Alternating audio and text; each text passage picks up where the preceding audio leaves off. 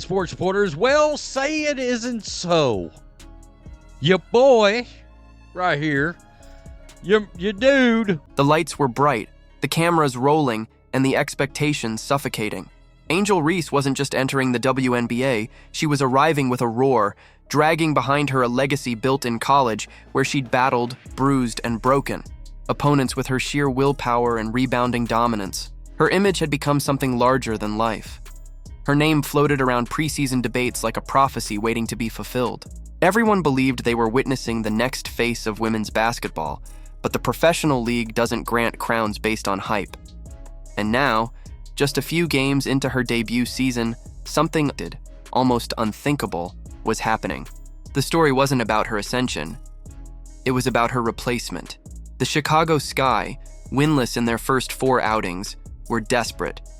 Whatever magic they thought Reese would bring, it hadn't materialized. Her minutes were high, but her impact was not. The WNBA's pace and precision weren't yielding to her college-style physicality. Instead, defenses were closing in tighter. Every missed shot echoed louder.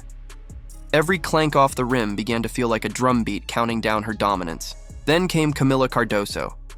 She wasn't touted as the savior. She didn't arrive with the same media circus or personality. But Cardoso brought something the Sky needed more than anything: efficiency.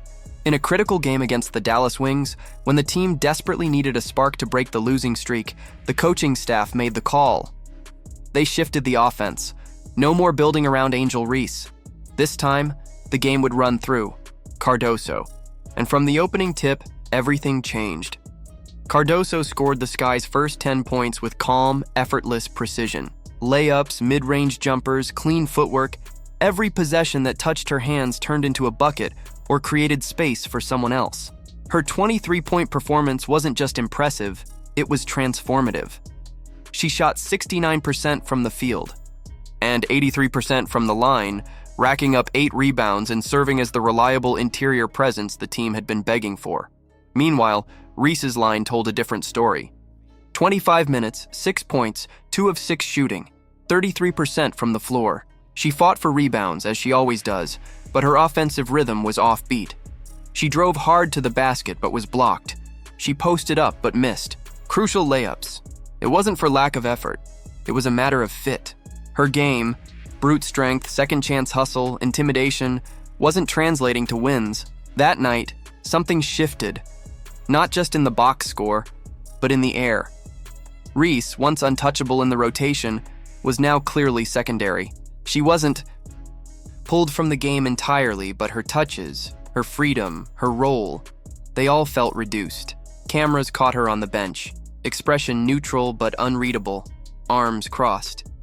She didn't throw a tantrum, didn't shout. But anyone watching closely could see it. She was being humbled.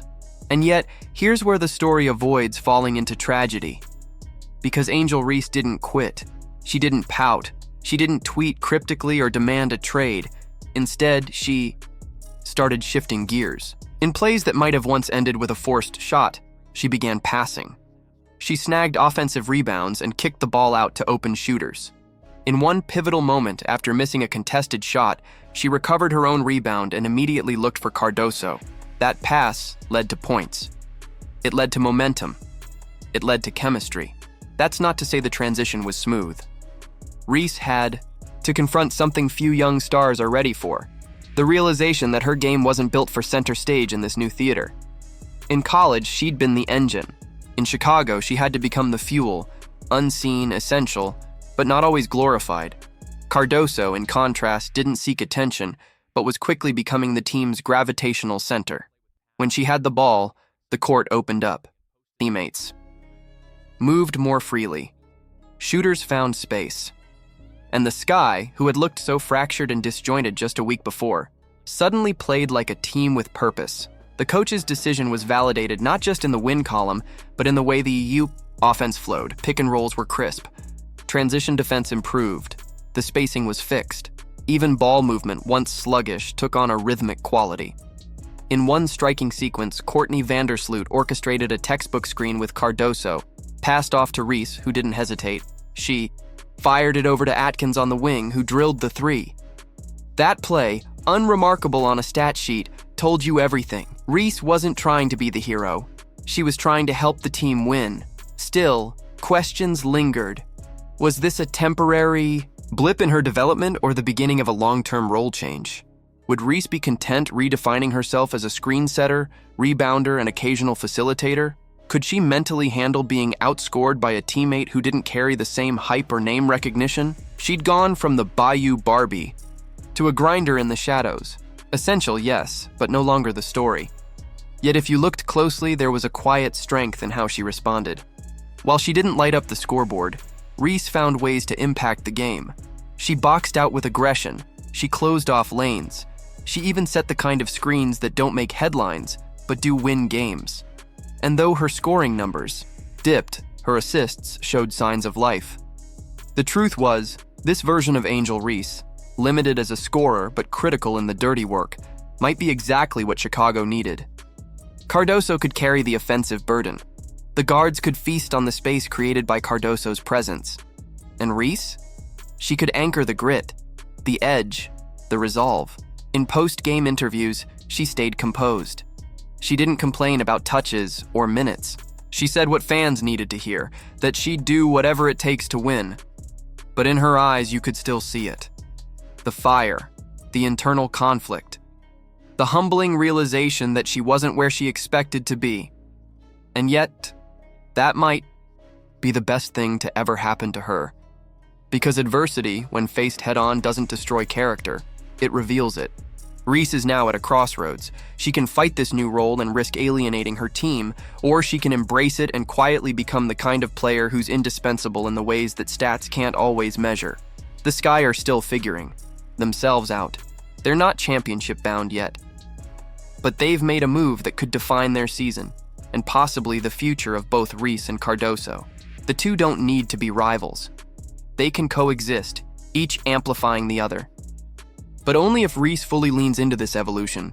There's no doubt Cardoso is the rising star in Chicago's offense. Her play is smooth, smart, and consistent. But that doesn't mean Reese has been cast aside. It means she's been given a chance to grow in a way she never had to before. So now the real question isn't whether Angel Reese can become the superstar we once envisioned. It's whether she's willing to rewrite her own story, even if it means sharing the pen with someone else. The Sky's win over Dallas wasn't just a W. It was a blueprint. It showed what happens when roles are clear, egos are checked, and the right player is given the ball. And for Angel Reese, it was the first step in a much bigger transformation. Not the story she imagined, but perhaps the one she needed. And it's far from over.